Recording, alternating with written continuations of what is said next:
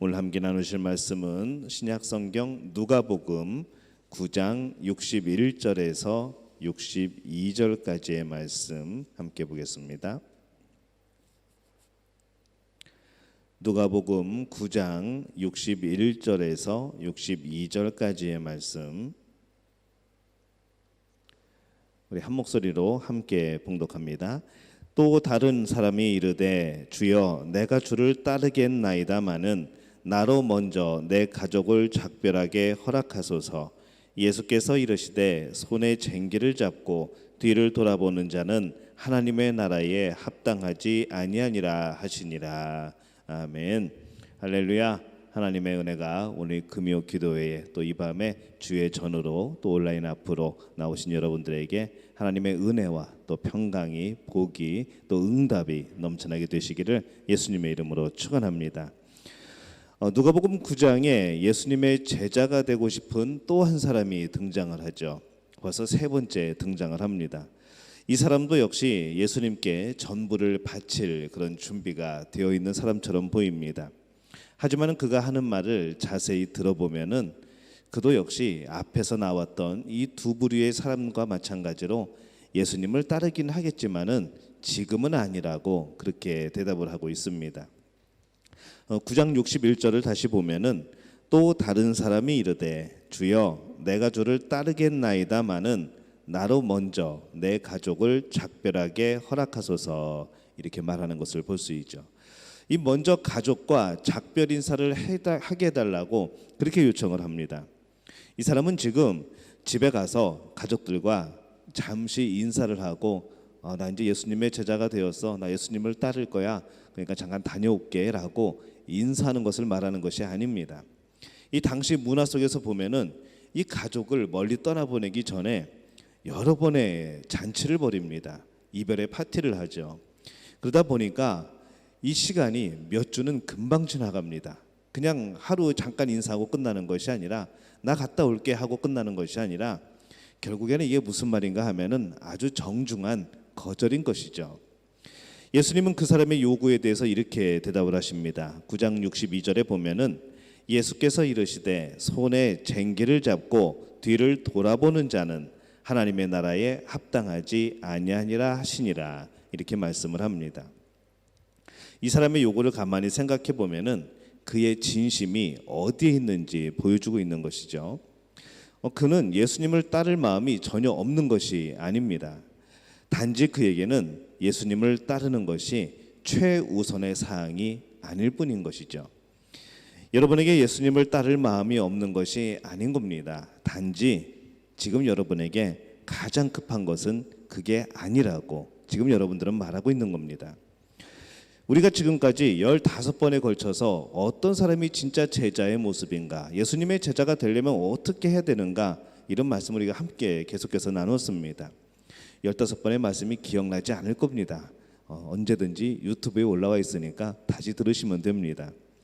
이 15번에 걸쳐서 살펴본 것처럼 이 공통되게 말씀하시는 내용이 뭔가 하면은 전부를 내려놓지 않으면, 내 자아를 내려놓지 않으면은 바로 예수님을 따르는 것은 진정으로 할 수 없다는 그런 메시지입니다. 우리가 지금 이 말씀을 통하여서 우리들의 모습을 보게 되는 것이죠. 오늘 성경에 나오는 이 사람도 사실 예수님께 전부를 걸 마음은 없었던 겁니다. 예수님 말고도 그의 관심을 끄는 것이 너무나도 많았던 것이죠.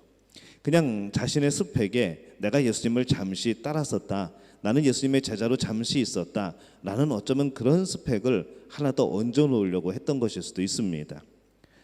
전부 다 예수님 앞에 헌신한 것이 아니라는 것이죠. 그래서 마음속에 남아있는 것들, 내 전부를 드린 것이 아니기 때문에 계속해서 자꾸 뒤를 돌아보게 됩니다. 여러분, 이 세례의 방법 중에 침례라는 것이 있습니다. 보통 우리가 물을 떠서 성부와 성자와 성령의 이름으로 이렇게 물을 이렇게 바르는 그런 예식이 있고 우리는 그것을 행하지만은 이 침례의 방법이 있는 것이죠. 말 그대로 물에 이렇게 담궈서 세례를 주는 그런 방법입니다. 근데 저는 가끔가다 이 세례의 모습을 생각하면서 혼자 웃곤 합니다. 어떻게 하면 이 침례를 가장 확실하게, 가장 효과적으로, 정말로 기억에 남게 이 세례가 의미가 마음에 다가오게 할 수 있을까? 저는 그 방법이 이런 방법이라고 생각을 해봅니다.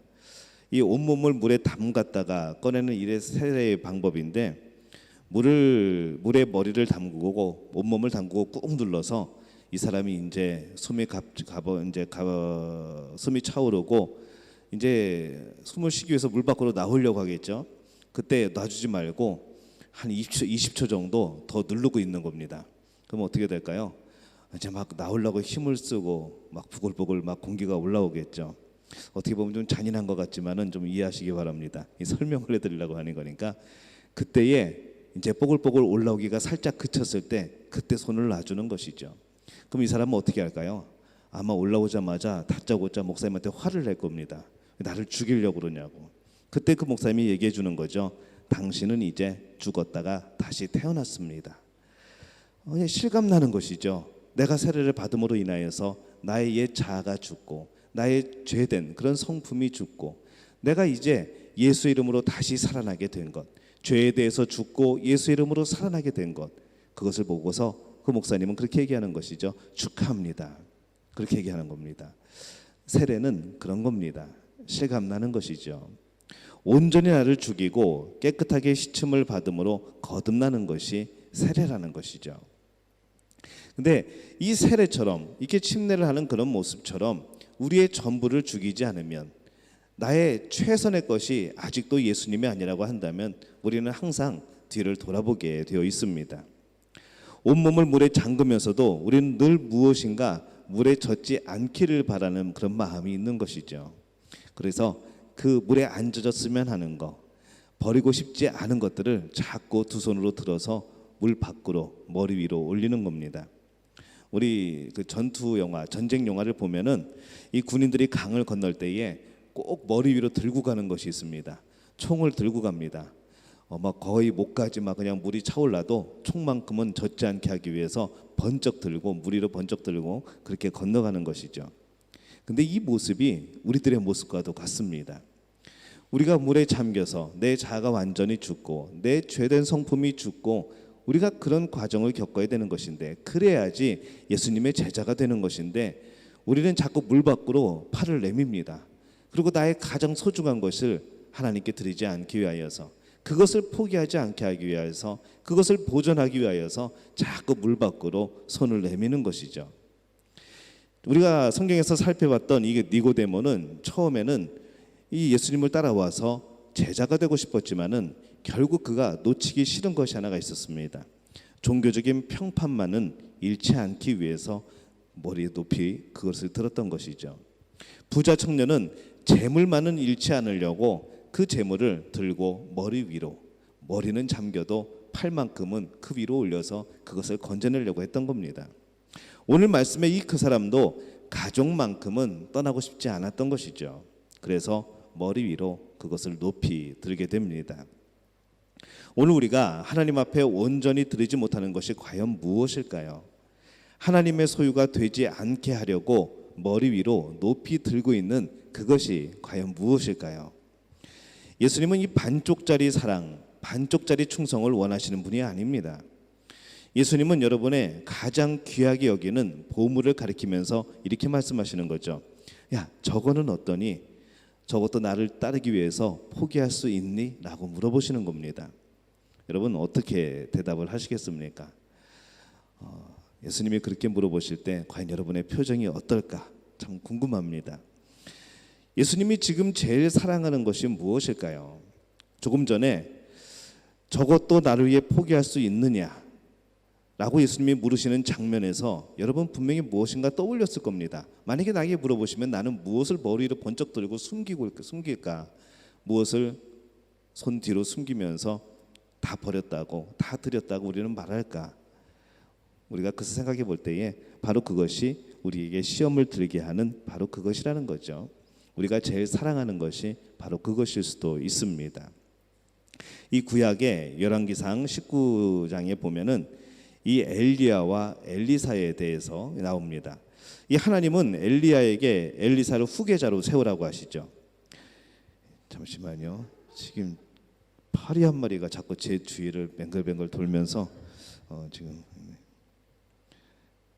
설교를 가까이서 들으려고 하는지 아까는 여기 앉아가지고 이렇게 두 손을 비비면서 맞습니다 막 그러고 있었어요. 그래서 예, 죄송합니다. 앞으로는 깨끗하게 씻고 나오도록 하겠습니다.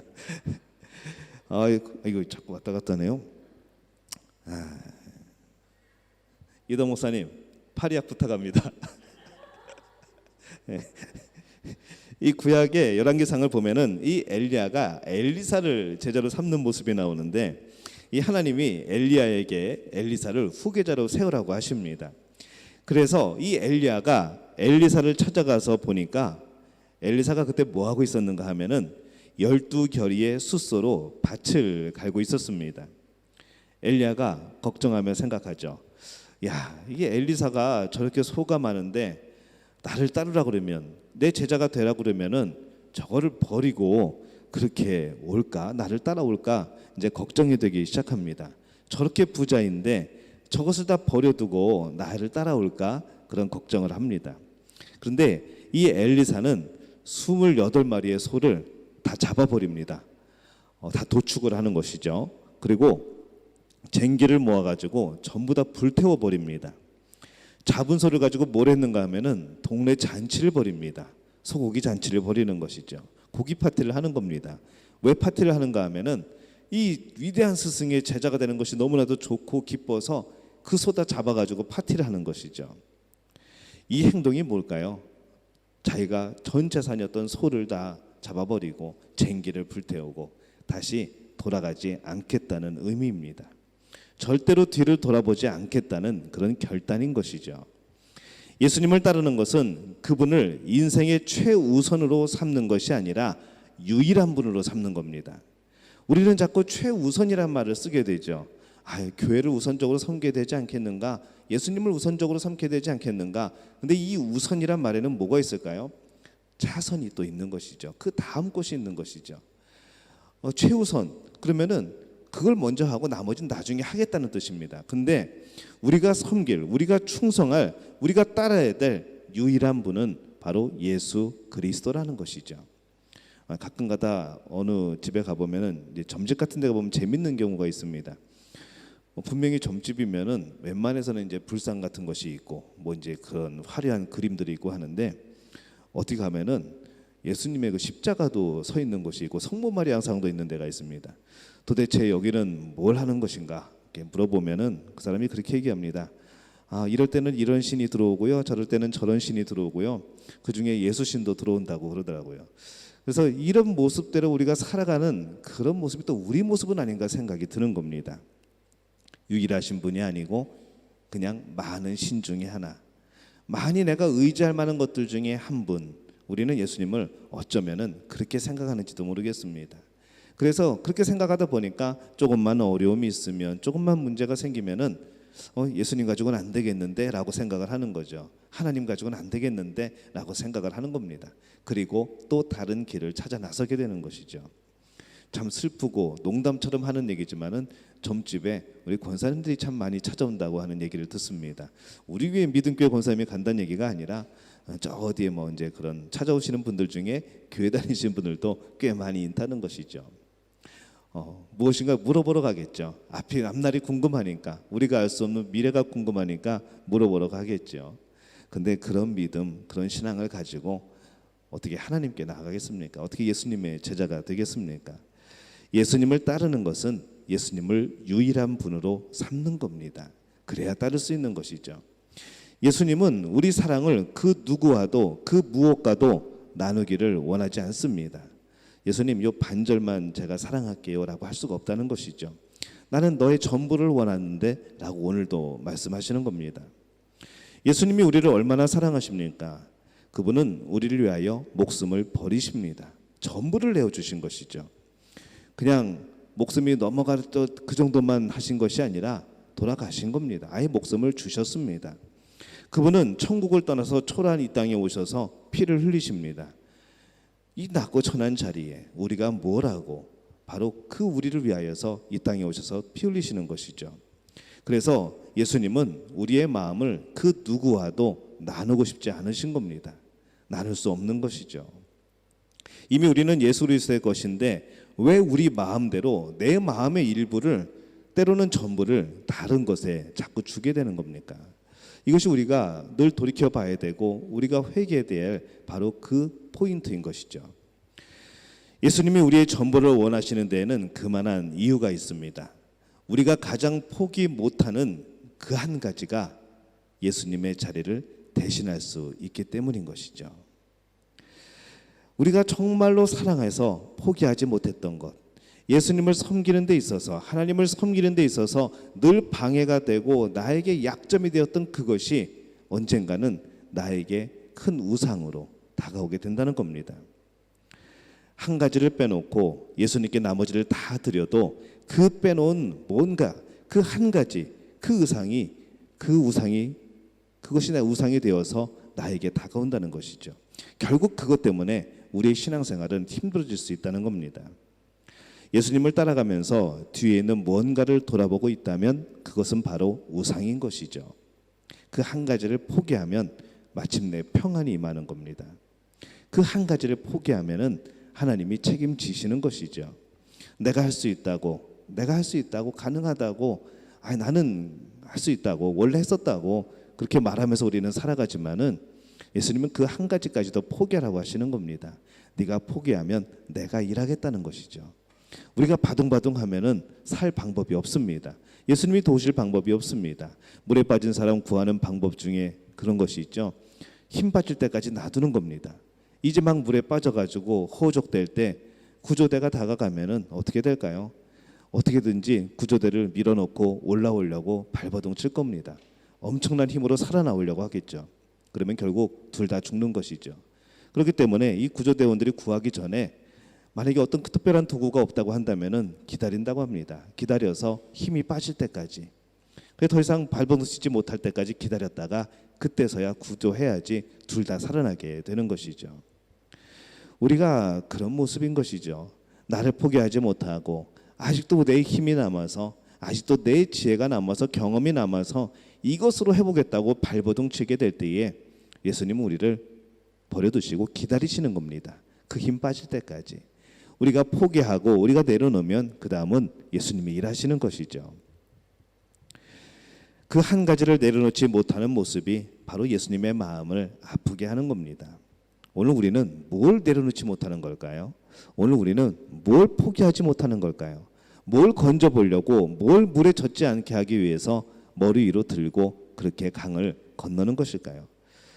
비싼 차를 사기 위해서 예수님을 따를 기회를 잃지는 않았는지, 고액의 연봉을 받을 직장과 예수님을 맞바꾸지는 않았는지, 예수님을 버린 대가로 으리으리한 집에 들어가 있지는 않은지, 주가를 쫓느라고 예수님을 따를 기회를 잃지는 않았는지, 자녀들의 성공을 위해서 예수님을 버리지는 않았는지, 내 자존심 때문에 예수님을 버리지는 않았는지 우리는 늘 이것을 점검해야 될 필요가 있습니다.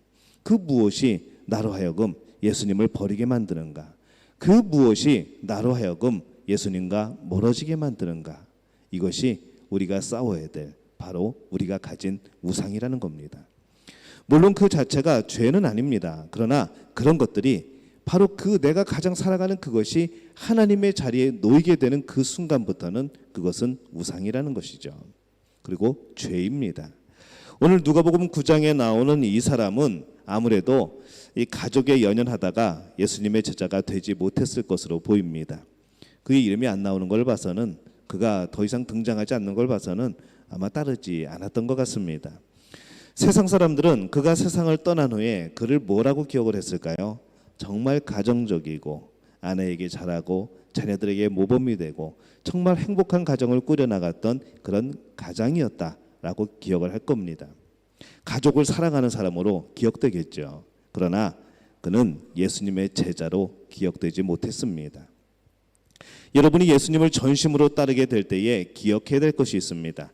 예수님은 어디서나 언제든지 무엇이든지 따라야 되는 것이죠. 세 가지를 말씀드렸는데 참 이것이 쉬운 문제는 아닙니다. 어디서나 언제든지 무엇에든지. 그렇게 예수님을 따르지 않는 사람은 예수님을 따르기 이전에 무엇인가 자꾸 정리하려고 하는 것이죠. 나를 따르라. 예수님 잠깐만요. 제가 좀 정리할 게 있습니다. 제가 조금 처리할 게 있습니다. 제가 뭔가를 먼저 좀 해야 됩니다 라면서 그것을 거절하는 것이죠. 어떤 시기가 지나면은, 때가 되면은, 중요한 일이 해결이 되면, 그 때가 되면은 나는 그때서야 예수님을 따르겠다고 말하는 우리들이라는 겁니다. 그러나 예수님은 있는 모습 그대로 따라오라고 하십니다. 내일이 아니고 지금 따라오라고 하시는 것이죠. 우리가 오늘 예수님을 따라 나서면 그분이 우리의 엉킨 이 실타래 같은 삶을 풀어가실 겁니다. 우리가 풀지 못했던 여러 가지 그런 엉킨 것들, 그건 예수님이 푸시는 겁니다. 여러분이 하나님의 능력을 경험하고 싶습니까? 역대하 16장 9절의 말씀의 전반부에 보면은 이렇게 말씀을 하죠. 여호와의 눈은 온 땅을 두루 감찰하사 전심으로 자기에게 향하는 자들을 위하여 능력을 베푸시나니. 하나님이 누구에게 능력을 베푸신다고요? 온 땅을 두루 감찰하사 전심으로 자기에게 향하는 자들을 위하여. 하나님을 향하는 그 사람들을 위하여서 능력을 베푸신다고 말씀을 합니다. 여러분은 예수님의 제자입니까? 바라기는 여러분 모두가 어디서나 언제든지 무엇이든지 예수님을 따르는 그런 제자가 되어지시기를 축원합니다. 예수님을 전심으로 따를 때 펼쳐지는 이 하나님의 놀라운 능력, 또 하나님의 놀라운 역사, 이것이 여러분이 날마다 경험할 복입니다. 우리가 우리의 잡은 그 마지막 한 가지를 내려놓게 될 때에 하나님은 여러분 가운데 역사하실 줄로 믿습니다. 오늘 이 밤에 여러분들 하나님의 능력을 경험하시기를 바랍니다. 하나님의 해결하시는 모습을 보시기를 바랍니다. 하나님께서 예배한 것들이 무엇인가를 경험하시기를 바랍니다. 오늘 우리의 힘으로 되지 않았던 것들 하나님께서 이루시고 해결하실 줄로 믿습니다. 그런 복된 밤 되시기를 예수님의 이름으로 축원합니다.